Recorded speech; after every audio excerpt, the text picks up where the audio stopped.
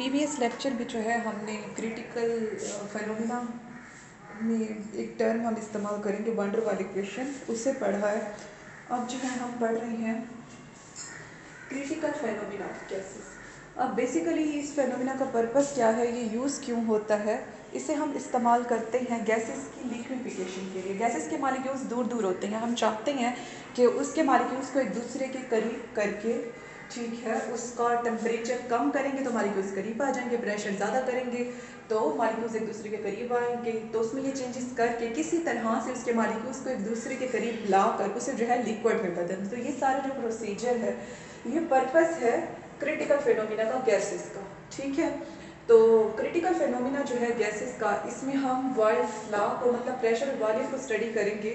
तो इसका ताल्लुक बॉयल्स लॉ से है, ठीक है। और बॉयल्स लॉ कौन ओबे करते हैं? आइडियल गैसेस ओबे करते हैं, ठीक है। तो उसके बाद आइसोथर्म भी हम इसमें ग्राफ बनाएंगे। तो उस ग्राफ की जो कर्व्स होंगी उसे जो है हम आइसोथर्म कहेंगे। अब आइसोथर्म की डेफिनेशन क्या है कि जब ग्राफ को हम बनाते हैं प्रेशर और वॉल्यूम के दरमियान, ठीक है, तो जो कर्व्स, जो पैराबोलिक कर्व्स हमारे पास आती हैं, ठीक है, उन्हें जो है हम आइसोथर्म कहेंगे। और ये जो पैराबोलिक कर्व्स हैं, ये टेम्परेचर बढ़ाने पे एक्सिस से दूर हो जाएंगी, ठीक है। अब जैसे ये प्रेशर और वॉल्यूम के दरमियान मैंने ग्राफ बनाया है। अब जैसे जैसे मैं टेम्परेचर बढ़ा रही हूँ ना, तो आप देख रहे हैं कि ये कर्व्स आगे की तरफ जाती जा रही है, ठीक है। तो ये फिर जो हमारे पास ये कर्व्स हैं, ठीक है, ये जो है हमारे पास आइसोथर्म्स हैं, ठीक है। ये भी हमारे पास आइसोथर्म्स हैं। टेम्परेचर जैसे जैसे बढ़ा रही है ये आगे की तरफ जाती जा रही है, और ये वाली कर्व्स भी टेम्परेचर बढ़ाने से आगे की तरफ जा रही हैं, तो ये हमारे पास आइसोथर्म्स है। उसके बाद क्रिटिकल टेम्परेचर क्या होता है? क्रिटिकल टेम्परेचर वो लास्ट टेम्परेचर होता है जिससे ऊपर गैस की लिक्विफिकेशन नहीं हो सकती। मतलब ये मैक्सिमम टेम्परेचर है जिसे हम अप्लाई करते हैं गैस को लिक्विड में बदलने के लिए। उसके बाद क्रिटिकल वॉल्यूम क्या होता है? क्रिटिकल वॉल्यूम वो वॉल्यूम होगा जो कि गैस का 1 मोल ऑक्यूपाई करेगा क्रिटिकल टेम्परेचर पे और क्रिटिकल प्रेशर पे। मतलब जब हमने गैस को वो टेम्परेचर दिया हुआ होगा जिस पे वो लिक्विड में बदल जाए, और वो प्रेशर दिया हुआ होगा जिस पे वो लिक्विड में बदल जाए, तो इस सिचुएशन में गैस के 1 मोल मालिक्यूल्स जितना वॉल्यूम ऑक्यूपाई करेंगे उस वॉल्यूम को हम क्रिटिकल वॉल्यूम कहेंगे। मतलब वो वॉल्यूम जिससे गैस लिक्विड में बदल जाए क्रिटिकल प्रेशर और क्रिटिकल टेम्परेचर पे, ठीक है। उसके बाद जो ग्राफ मैंने अभी बताया, उसके बाद है क्रिटिकल प्रेशर। अब क्रिटिकल प्रेशर हमारे पास क्या है? क्रिटिकल प्रेशर जो है हमारे पास, ये वो प्रेशर होता है जो कि हम अप्लाई करते हैं 1 मोल गैस पर क्रिटिकल टेम्परेचर के ऊपर उससे लिक्विफाई करने के लिए, ठीक है। तो वो प्रेशर, वो फोर्सेस ऑफ अट्रैक्शन जो हम गैस के मॉलिक्यूल्स के ऊपर क्रिटिकल टेम्परेचर पे अप्लाई करेंगे उसे लिक्विड में बदलने के लिए, वो प्रेशर जो है उसे क्रिटिकल प्रेशर कहेंगे। और इसे पी से जाहिर करेंगे। इससे पहले मैंने क्रिटिकल टेम्परेचर बताया, उसे टी से जाहिर करेंगे। और क्रिटिकल टेम्परेचर, क्रिटिकल वॉल्यूम को वी से। सी यहाँ पर क्यों आ रहा है? क्रिटिकल रिटर्न की वजह से। उसके बाद मैंने क्रिटिकल फेनोमेना की डेफिनेशन लिखी है जो मैंने अभी एक्सप्लेन भी की, कि ये ऐसा अमल होता है, ऐसा प्रोसेस होता है जिसमें हम क्रिटिकल प्रेशर, क्रिटिकल वॉल्यूम और क्रिटिकल टेम्परेचर अप्लाई करके गैस के ऊपर उसे लिक्विड में बदल देते हैं। उसके बाद अब ये सारा हमने पढ़ा। सबसे पहले हमने इसका पर्पस देखा क्रिटिकल फेनोमेना का, इसका ताल्लुक मैंने आपको बॉयल्स लॉ से बताया। फिर आइसोथर्म्स का बताया कि ये पैराबोलिक कर्व्स होती हैं जो कि जब प्रेशर और वॉल्यूम के दरमियान ग्राफ बनाएंगे तो ये तब आएंगी, और ये पैराबोलिक कर्व्स टेम्परेचर बढ़ाने पे एक्सिस से दूर जाएंगे। फिर मैंने क्रिटिकल टेम्परेचर का एक्सप्लेन किया, वॉल्यूम का एक्सप्लेन किया, प्रेशर का एक्सप्लेन किया, फिर क्रिटिकल फेनोमेना की डेफिनेशन बताई।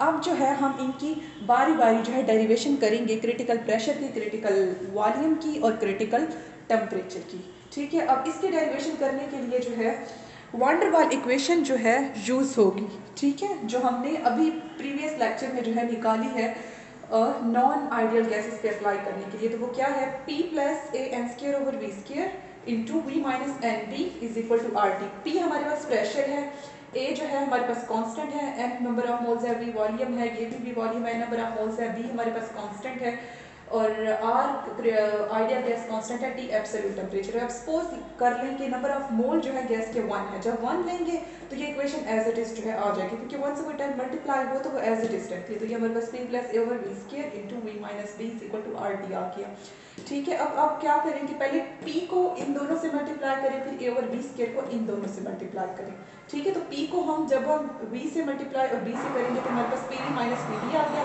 a ओवर बी स्केयर को बी से मल्टीप्लाई करो, फिर ए ओवर बी स्केयर को बी से मल्टीप्लाई करो। तो ये मल्टीप्लाई करने के बाद जो कटता है उसे काटने के बाद हमारे पास ये इक्वेशन आ गई, P B minus P B plus A over B minus A B over B square is equal to R T. अब इक्वेशन के दोनों साइड्स पे आप बी स्केयर से मल्टीप्लाई करें और पी से डिवाइड कर दें, ठीक है। हर टर्म को बी स्केयर से मल्टीप्लाई करते जाएं और पी से डिवाइड करते जाएं, ठीक है। और बी स्केयर से मल्टीप्लाई करने के बाद और जो कटता था उसे काटने के बाद ये सारी सिंप्लीफिकेशन करने के बाद जो है हमारे पास एक मिनट,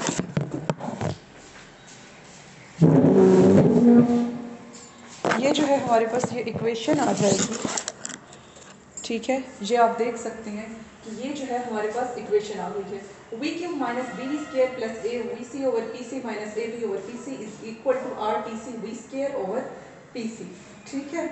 अब स्टार्ट में मैं इसके सी लगाना भूल गई, लेकिन जहाँ पर जो है मैंने मेंशन किए हैं, जब मैंने ये इसे मल्टीप्लाई किया वी स्केयर से डिवाइड किया पी सी, क्योंकि ये हम क्रिटिकल फिनोमिना स्टडी कर रहे हैं तो आपने स्टार्ट से ही लगानी है, ठीक है।